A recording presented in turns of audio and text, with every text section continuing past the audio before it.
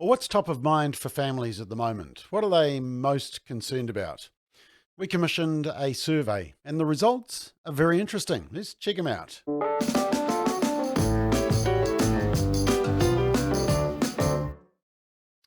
So, in the survey by Curia Market Research, and it was commissioned by us, Family First New Zealand, 1,000 respondents were asked to name the three biggest issues that they are concerned about. However, unlike other similar polls, the respondents were given a blank sheet, no suggestions of what might be a concern. And so this actually makes the survey unique in that there's no leading question. It's specifically what is top of mind for families in New Zealand at the moment.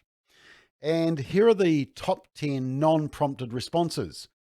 Cost of living, 56%, housing, 27%, economy, 23%, health, 21%, and then environment, poverty, others, law and order, education, and COVID-19. And for over half of New Zealanders, it's the cost of living at the moment that's their big concern.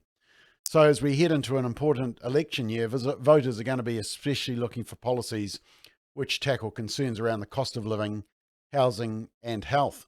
I was also interested in the other category, and that was kind of a smorgasbord of issues, including child poverty, mental health, petrol prices, three waters, low wages, race issues, and interest rates. So they were mentioned a lot, but not as a higher rating as some of those other bigger tick items. Now, in further breakdown, there was only small difference between the concerns of women versus men, although environment was higher for women and education was higher for men, and concern for the cost of living was definitely higher for women, maybe because they're more likely to be doing the shopping, maybe, and seeing the price increases. There was also little difference for the top concerns between the age groups, although you'll see there jobs and poverty featured higher for the younger 18 to 39 age bracket, and perhaps not surprisingly, housing was lower for older people.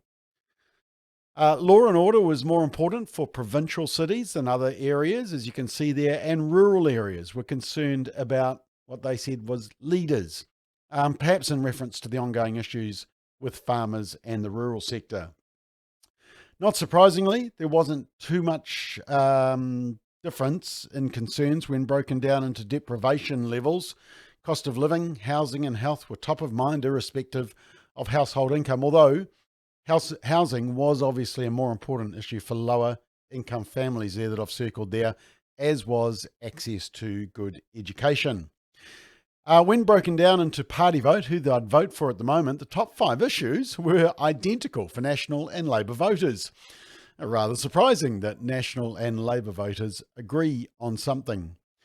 The cost of living was a significant concern for Green voters, followed by the economy, and, well, environment was third. Well done. And for ACT voters, they were concerned about leaders. I'm not sure if that's about their own leader, David Seymour. And law and order appeared for both ACT voters and undecided and smaller parties. And lastly, for parents of younger children, they were definitely concerned about the cost of living. And you'll see there that education also made the top five for parents with children under the age of 18. Now, you might remember that we actually did some polling on this in July earlier this year, and it found the proportion of New Zealanders who have done the following activities in response to the increased cost of living was this. We were driving our car less, we went out socialising less, using price comparison websites, not turning on the heating, remember this was in July, switching to cheaper supermarkets, cancelling TV or streaming services, working from home more, skipping meals even, and borrowing more money. Now, the full poll results of this latest survey are available on our website. And as I said, as we head into an important election year, voters are going to be looking for the policies around these top issues, cost of living, housing, and health. And political parties are going to have to be thinking about things like interest rates and banks making massive profits, support for especially young families who are trying to enter the housing market, but who are also concerned about fuel and food prices rocketing up compared to their wages, and what appears to be a health system that's struggling to deliver what we all expect and need. And I've seen that firsthand just in the last week. Our doctors and nurses are doing it tough at the moment. And an education system that seems more interested in woke identity politics and critical race theory than teaching the basics of reading, writing, and arithmetic. Oh, by the way, from 3,000 responses, abortion was mentioned twice. Yep, twice out of 3,000 responses. And to be fair, one of those responses may have been a pro-life concerned about abortion response. We can't tell. But it seems that unlike Democrat voters in the US media and Hollywood, we're more interested here in New Zealand in real things, important things affecting families, rather than demanding the right to kill the unborn child. As I said last time we discussed this issue, especially for young families with dependent children and mortgages and school costs, we need to stop wasteful government spending with little or no accountability for outcomes and give that power and choice back to families. The government, they're putting millions and even billions into projects around environmentalism, mental health, drug rehab, family violence, identity politics, with either very little return or little accountability.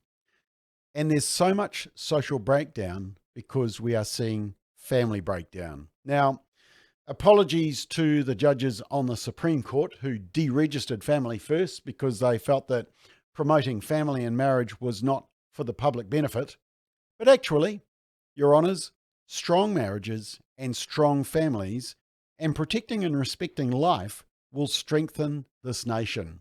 And that's being charitable.